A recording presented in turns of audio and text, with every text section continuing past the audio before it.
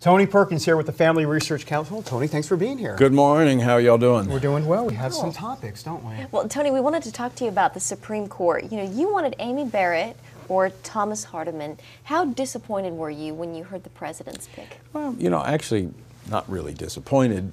The president putting out a list of 25 candidates that have been thoroughly vetted. Any one of those candidates would be good from a standpoint of wanting to write the court back to adhering to the words of the Constitution. All of those are constitutional. So we feel confident based on this administration's track record that Kavanaugh is going to be a good jurist. Now, that said, yeah, I was in fact anticipating the president, who is much more aggressive than we know from the traditional Republican ranks. You know, if he's going to have a fight, and anybody he appoints is going to be a fight, we thought, well, hey, let's make it a good fight, because that's what he generally does: clear the benches, everybody onto the field. And I think Amy Barrett or a Hardiman would have been that type of judicial brawl, if you will.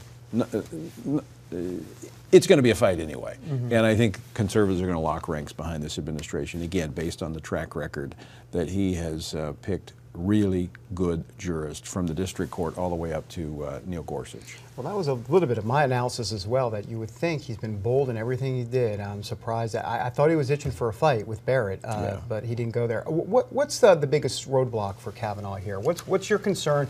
Abortion has come up, and this idea that he never said those words, constitutional right to an abortion, where the other judge in the dissent did say that. Well, you know, again, I think the president has a lot of credibility, a lot of street cred, if you will, with conservatives based upon what his administration has done. He has kept all of his political promises. That in itself is unique.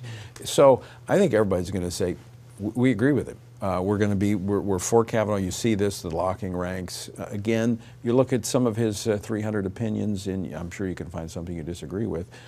But it's clear that he is a strict constructionist. He's going to abide by the letter of the Constitution, which is what we're looking for.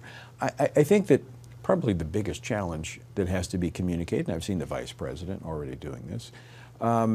Yeah, there was a couple of troubling decisions on the life issue, but they weren't significant.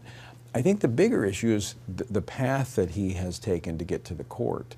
I mean, he's basically been in D.C., and there's some others that have come through that same route, and they've not turned out to be so good. And I think that's is just having to overcome that. I'm not like that. I think there's some concerns that even as Roberts has disappointed folks on the Obamacare decision, that in basically following the same route to the Supreme Court. So I just think it's perception. I don't think it's substance. I think it's perception, and I think the administration has plenty of time to overcome that. I was going to ask you real quick about Roberts, though.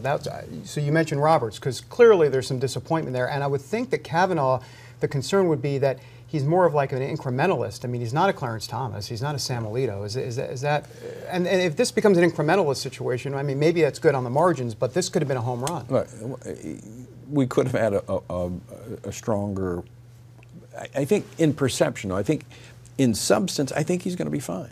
I think that he is going to be fine. I think when you look at his opinions, he is a strict constructionist. He's a constitutionalist. He's going to go through the text. So I think we're fine.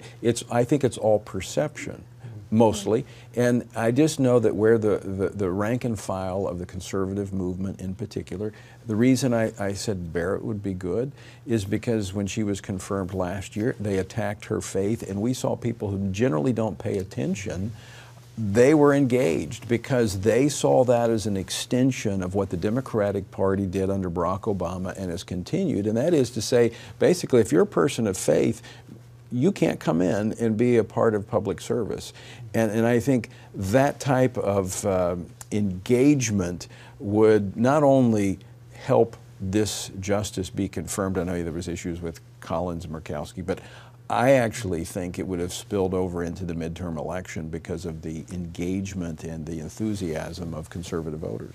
Are you concerned about that, Tony? How concerned are you that because he nominated Kavanaugh, that evangelicals, who particularly the GOP needs to turn out, that this might not galvanize the base like a Barrett or a Hardiman would have? Well, clearly there'll be a distinction, but I think that through this process, we're going to take this as one of those teaching moments to talk about the role of the court and what the court has been doing and what's to come in the court and the significance of this election.